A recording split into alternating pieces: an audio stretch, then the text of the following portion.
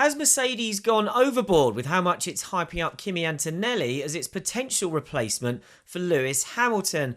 Now, Ed, since we knew that Hamilton was leaving to go to Ferrari next year, Mercedes haven't been shy about telling us Antonelli is a real contender here. He's in the running and they believe he is their next F1 superstar. But are we starting to get an inkling from Mercedes that perhaps they accept they've maybe gone too far with this too soon? Well, a little bit. Toto Wolff was asked about it after the race at Imola and said, well, we shouldn't rush this. Obviously, he's been talking about him for a few months. But at the same time, he is a contender for a top seat in Formula One. That's inescapable. And in fact, it wasn't as if Toto Wolff was standing on a rooftop and making proclamations about him. After Lewis Hamilton left, it quickly became clear that Antonelli was a candidate. In fact, the day after Hamilton's move to Ferrari was announced, Wolff actually addressed Antonelli questions, because I think we were the first actually, after Hamilton confirmed his departure, to ask him about that, because I put the question to him in a press conference that happened the next morning. So it's just a fact of life. They are considering Antonelli. He's in a great position. If they don't get Max Verstappen, if everything continues to go as is in his preparation, then it is set to be Antonelli. So I don't really know what they can do. Toto Wolff said in the middle of March that perhaps they were guilty of talking about him too much, and he's continued to talk about him. But I don't think they're going completely overboard. They're just stating what they're seeing, and that's just the reality of it. If you're about to throw potentially an 18-year-old into one of the top seats in F1, there's going to be a lot of talk about it. That's just inescapable. It was going to come around sooner or later, basically, with the position that Antonelli's in. So I take Ed's point there that there's not really much that you can do to escape it. Where it feels like Wolff feels a little bit of guilt is in that kind of every time they're asked about it. I guess if they wanted to, they could choose to kind of tread on eggshells around the answer. I remember that question you asked him, Ed, and that very first answer Wolff gave was properly non-committal. It was, we don't want to start this kind of stuff. We don't want to let him focus on it. We want to let him focus on F2. We don't want to distract from that. All of this. But then by the end of that same month, Wolff was talking openly about Antonelli being being the reason that they only gave Hamilton a 1+1 in the first place, and that he was always in the picture. So maybe they inadvertently accelerated some of the hype around it, but it was coming one way or another. But is that a bad thing? Because drivers at that level aren't so used to the media scrutiny. If he is in an F1 car for Mercedes next season, there's going to be a huge amount of attention. It's not necessarily a bad thing to have a little bit of talk out there to see how he responds to it. Yeah, it's harsh on a 17-year-old, but you're about to throw them potentially into a very challenging situation. I don't think it's necessarily a bad thing. So I think Mercedes are also being fairly clever here by not just completely dead batting it away. They're making sure that it's a little bit of a discussion point out there, but it's just because it's taking time, and it will continue to take time. It just allows it to float and sort of fester. And you can't put the genie back in the bottle, can you? He's known to be a contender. That's just reality. Yeah, there's no question. Mercedes is excited about this kid because they know how good he is. He's been on their books for a long time. But you mentioned earlier, I think it was you, Scott, about the dead batting the answers at the beginning. Part of what Toto said back then was we have to let him find his feet in F2 and get on with his F2 season. If you look at his F2 results so far in isolation, if he wasn't this kid who we think is a superstar who's been on Mercedes books for a long time, you wouldn't look at those results and say, well, he's destined for F1 next year and should go straight into a front-running team. Is he perhaps not quite backing up the hype with what he's doing in the car on these F1 support weekends? I would always take anything you see, read, or hear about anything that happens in Formula 2 with a big old pinch of salt. That is a strange championship, especially when a new car comes on stream, which it has this season. And Prema Antonelli's team also runs Ollie Behrman, another superstar young talent. Looks destined for the F1 grid next year, probably with Haas. He's struggling as well. Prema hasn't been able to get to grips with that new car in the way that it would have expected to, its drivers would have expected to, and its drivers' backers, Mercedes in the case of Antonelli and Ferrari in the case of Behrman, would have expected it to. So there's always a little bit there where you have to kind of look at broader circumstances or other variables. That is something that factors into the form we've seen so far. The other thing is that Antonelli's not a normal rookie in that he is only 17. He skipped a step entirely, cut out F3, gone straight there from Formula Regional. So he's at a point where any rookie is going to need to progress over their season. They're going to need to show themselves as a driver, but also results better in the second half than in the first half. That's just a given. But it's extra the case with Antonelli, basically, because that learning curve is so much steeper. So where he is now is nowhere near as relevant as where he is in the second half of the year. And actually where he is now is kind of fine. It's actually quite a good start to a rookie season with a new car and all the situations.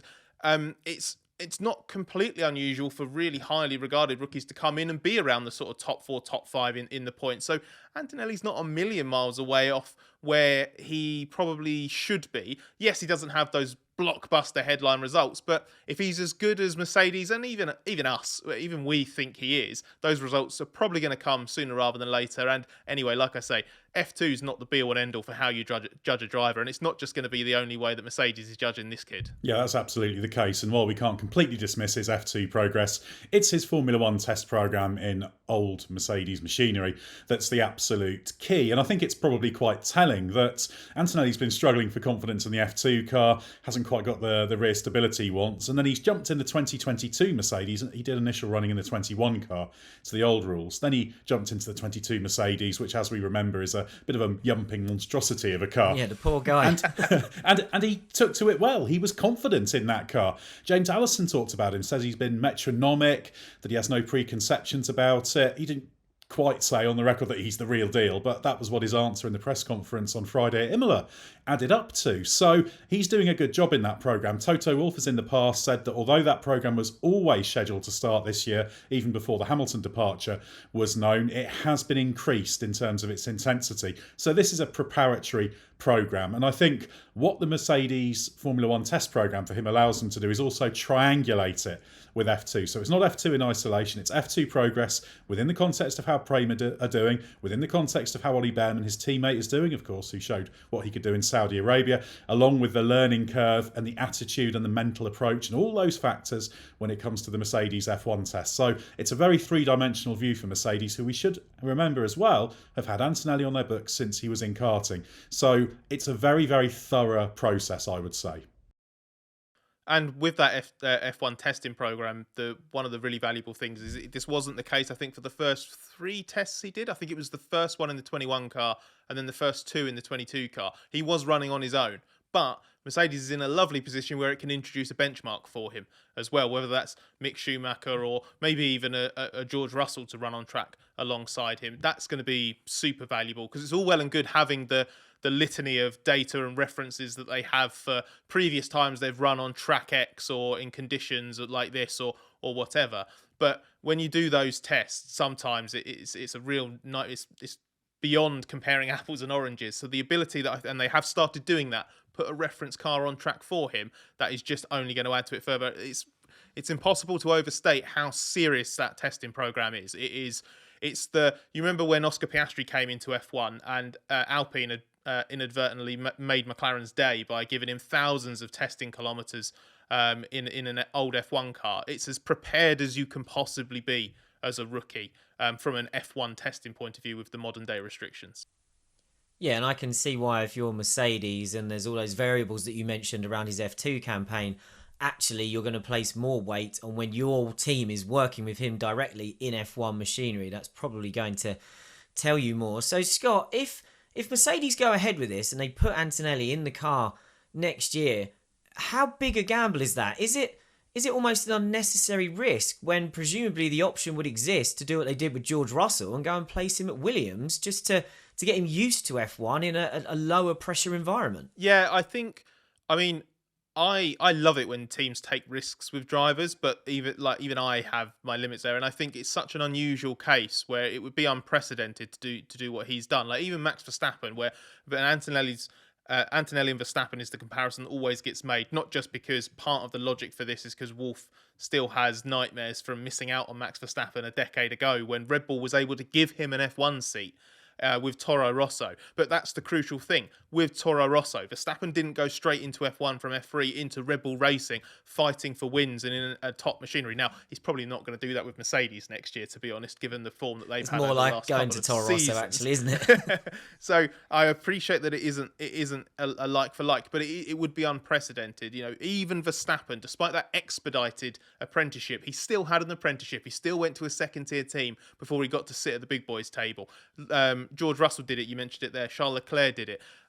When Lando Norris stepped up into F1 with McLaren was basically a Toro Rosso in terms of its competitiveness. So it would be a big gamble, and my personal view on this is I think he would be better off serving that apprenticeship with it's so harsh to say, but a lesser team, just out of the limelight as much as anything else, because Mercedes has so much scrutiny as a fallen giant of F1 as it is, and more than that, he'd be Lewis Hamilton's replacement.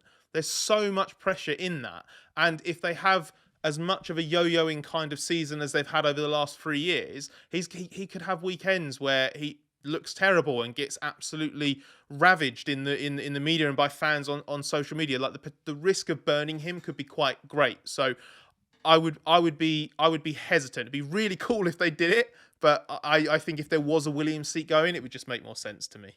But the situation is very good for Mercedes. I don't think they'd consider putting him in for 25 if they have a reasonable expectation of being a championship contender that year. So they see it as a bit of a free hit. And obviously they have to be careful. They have to accept there will be ups and downs. They'll have to protect him from that. And I think that will be more important than whatever they're saying or doing publicly right now.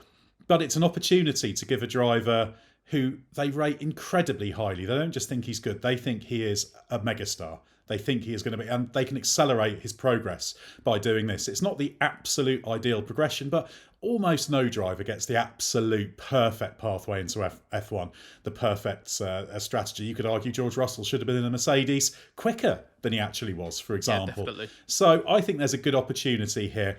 There's the saying that if you're good enough, you're old enough. And I think that does ring true. It's going to be a huge test on him mentally, beyond just his ability. An 18-year-old, still very young, brain still developing, all that kind of thing. That's a big ask. But Max Verstappen's shown that you can do it. So big ask, but a huge potential reward, a huge upside. And I applaud Mercedes because they could easily go for a really proven quantity. Carlos Sainz is an outstanding driver, is on the market, and he's still in the mix for Mercedes should they need him. He'd be a great signing.